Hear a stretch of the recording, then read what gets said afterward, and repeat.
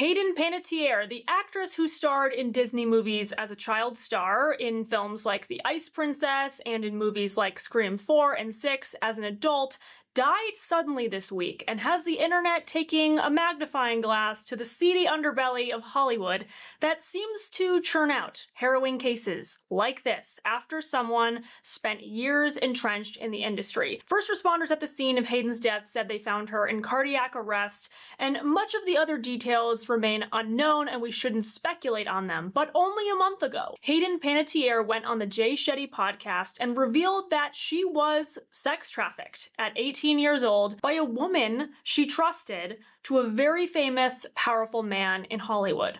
And it was somebody led by somebody that I had grown to trust and see as a protector and somebody who had my back. And to be walked down, down the stairs, and it was as like a surprise, presented as though it was like a surprise, and it was this very small room, and she physically put me in the bed next to this undressed man who was very famous and had his hands like this, like this was just, an average day for him. None of this is shocking. Hollywood's reputation for sheltering alleged predators and creeps who prey on young women, children, is well documented. There was the docuseries Quiet on Set, The Dark Side of Kids TV, which shows the severe systemic misconduct, toxicity, and sexual abuse behind the scenes of popular 1990s and 2000s children's television shows on Nickelodeon, heavily focusing on the strange work environment fostered by producer Dan Schneider. Last year, you might remember, Sean Diddy Combs was acquitted of sex trafficking and racketeering conspiracy, but the highly publicized trial exposed the music star's sordid lifestyle,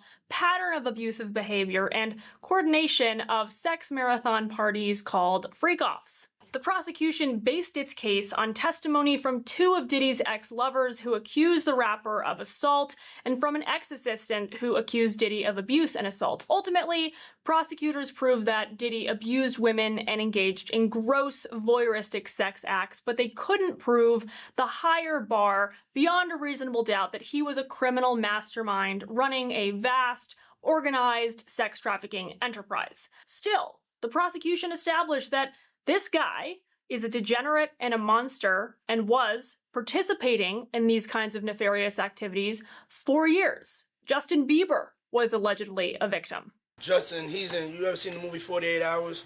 Right now, he's having 48 hours with Diddy, him and his boy. They're having the times of their lives, like where we hanging out and what we doing. We can't really disclose, but it's definitely a 15-year-old's dream. Yet all of Hollywood knew Diddy's misdeeds and covered for him. They were complicit. So who was with you this weekend? A bunch of my friends. Diddy, Quincy, Justin Bieber, So far, so French good. Montana. Do you even know half the people you're naming? No. She didn't go to bed. I haven't been to bed yet. You haven't? I want to be Clay when I grow up, Court. I got on a plane at 5:30 a.m. Well, this party, I think half the people there were butt naked. You would have loved it. Hayden said as much in her interview with Jay Shetty. But I had nowhere to hide, and I bolted, and I hid wherever I could think of to hide on a boat. On a boat. There was no jumping off and swimming away, and there was nobody who was going to, I realized that there was nobody who was going to be empathetic to my situation, that this was nothing new to them. This is like the worst kept secret in Hollywood, apparently, that older powerful men will take advantage of young aspiring actresses and their eagerness to move up in the industry and ask for sexual favors. Here's actress Charlize Theron on The Howard Stern Show about 10 years ago saying what she saw. Victim of the casting couch. You said at one point in your career, you were very, I don't know where you were at in your career, some producer invited you to his It was house. my first audition ever. Oh my God. I had just turned 19. I might have still been 18. I had never been out for an audition. I asked this modeling agent if she heard of anything, like I was going to give this acting thing a try. She said, yep, go to this guy's house. It's on Saturday at 9. Seth, all of your auditions are done at the house? At my house on Saturdays at 9 in the morning. When you're a little foggy, your guard is down. No, it was 9 p.m. Oh, my God. Oh, even weird. Called a date. Yeah, at 9 p.m. There should be a law against that, right? I mean, but you would think your agent or somebody... Well, I didn't have an agent. But you think somebody would have thought... I don't think she had a clue either. She was just like, I guess this is what they do. And the guy's a big deal, and he's famous. He was a very big deal and is still a big deal. Whoa! Yeah. Now, none of these stars, now that they've advanced past whatever that weird rite of passage is, according to some people in the industry, they've grown up, they've achieved great success and fame, but they're unwilling to name names. They're basically pleading the fifth, which means the vicious cycle repeats and new rising stars will be targets. Now, I get not wanting to be the subject of a lawsuit, but at some point, something's gotta give, or this is going to keep continuing for generations to come. How many of these young actors ended up on drugs or even ended their own lives because of the abuse they endured?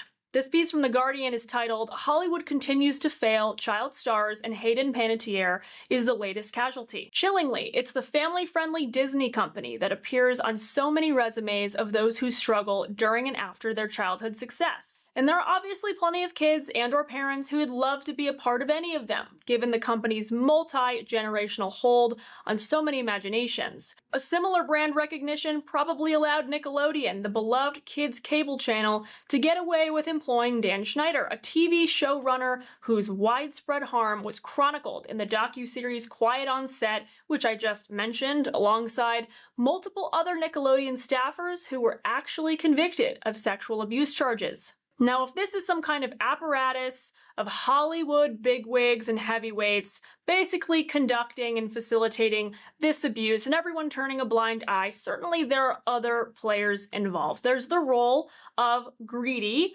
but probably well-intentioned parents who are obsessed with their kids' careers, who push them into this field, even though it is known to corrupt their innocence, even though they may not survive it.